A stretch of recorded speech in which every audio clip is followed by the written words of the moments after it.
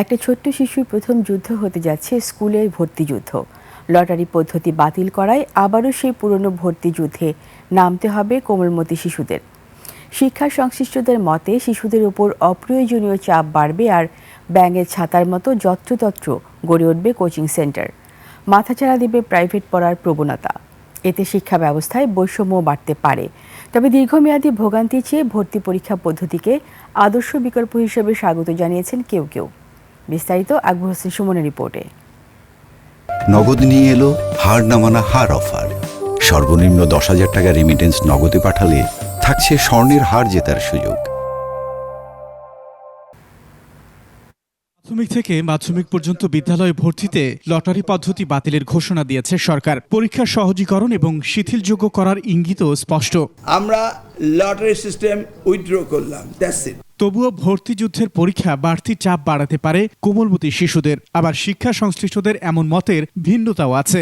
যেমন 10 বছরের দীর্ঘমেয়াদী নানাবিধ চাপের চেয়ে 1 বছর ভর্তি প্রস্তুতির চাপ সামলানো সহজ। এখনো তো লটারির মাধ্যমে আমার বাচ্চা চান্স পাচ্ছে বিকরণেসে।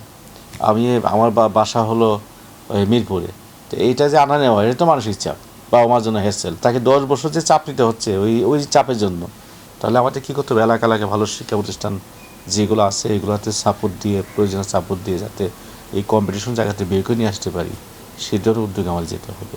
এটি আদর্শ কোনো বিকল্প ছিল না, কিন্তু সুবিধাটা হয়েছিল লটারির মাধ্যমে নিম্নবিত্ত বা বিত্তহীন পরিবারের সন্তানেরা ঢাকার নামি দামি স্কুলগুলোতে বা চট্টগ্রামে ভর্তি হতে পারত। এখন যে পরীক্ষা পদ্ধতির মাধ্যমে আসবে তারা, এদের সব বিত্তহীন নিম্নবিত্ত পরিবারের সন্তানেরা তো সেই সুযোগই পাবে না।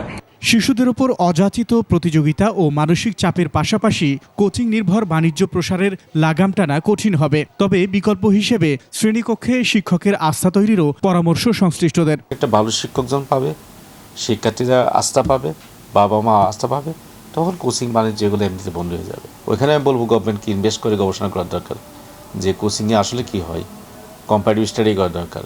ওখানে কেন আমরা দিচ্ছি বাচ্চাদেরকে? এটা কি এক্সট্রা টাইমটা করার জন্য, নাকি ওখানে মানসম্মত কিছু হচ্ছে? আমি অবাক হব না ঢাকা শহরে যদি দেখি 2-1 দিনের মধ্যেই পোস্টার পড়ে গেছে যে অমুক স্কুলে ভর্তির জন্য কোচিং করানো হয়, আপনারা আসেন সন্তানদের নিয়ে।